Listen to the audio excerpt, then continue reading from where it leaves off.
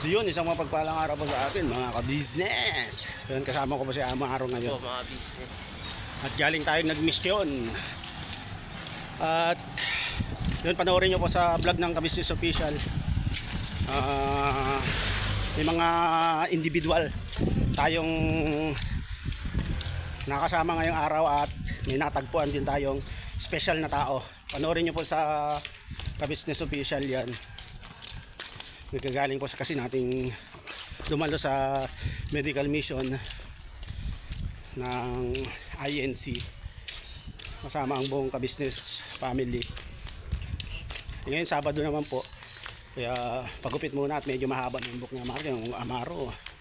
Parang pugan na ng ibon. Sa akin dyan pala medyo makapal na rin pero manipis pa rin. At yun nga po, sa aming vlog ni Amaro is daily vlog lang, kung ano lang yung araw-araw, pang-araw-araw na gawain namin. Malapit na din pong magbakasyon, ilang araw na lang.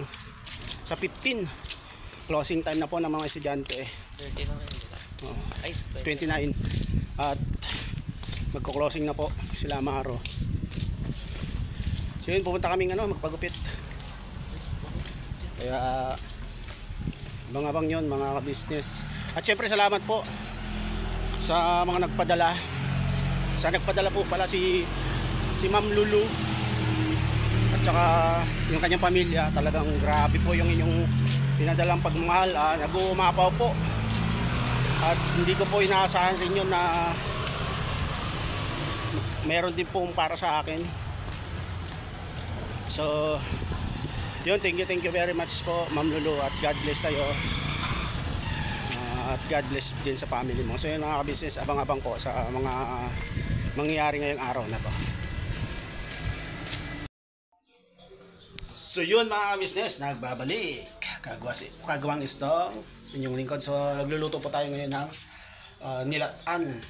So yan po, ang nilatan po is specialty ng ating Kagawang by Papaya. Pero sorry, against the light.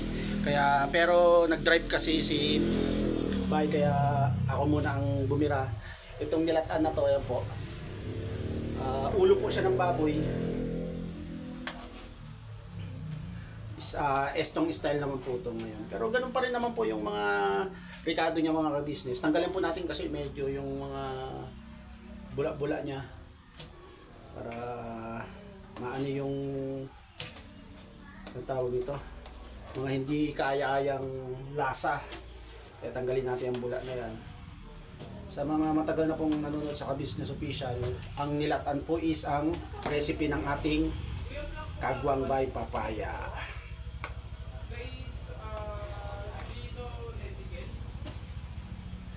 So ayan po, nakikita nyo po.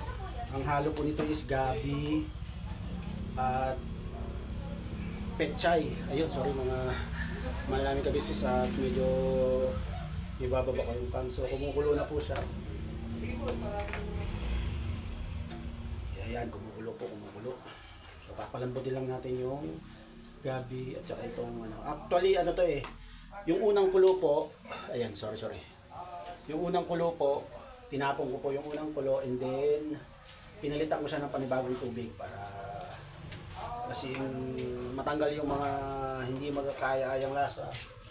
Yung lansa. Tapos may din po to, tanglad, sibuyas, bawang at paminta po. So yun po, dito po sa kabila. Titingnan natin sa kabila mga ka-business. Yan po yung ating nilulutong nilatan. Estong style naman yan kasi si Bay iba yung style niya din. So sa akin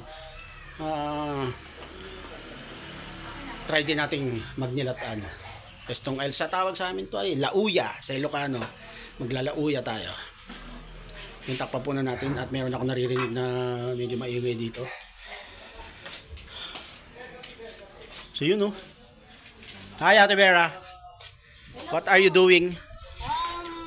I'm cooking. Cooking? What are you cooking? Quing. Opo. Wait lang po. So yan po. Luto siya ng Pang dinakdakan. Yes, po, andyan na yan. Yan po yung ating ano. Tapos si Kuya Lito. Hi Kuya Lito. Say hi. Hello po mga ka-business. Andiyan si Kataleya. Oh, hi Kataleya. Nasaan si Papa? Wait lang kayo ito nga. Tanong ko. Sige. Yan mga ka-business. At balikan namin ngayon.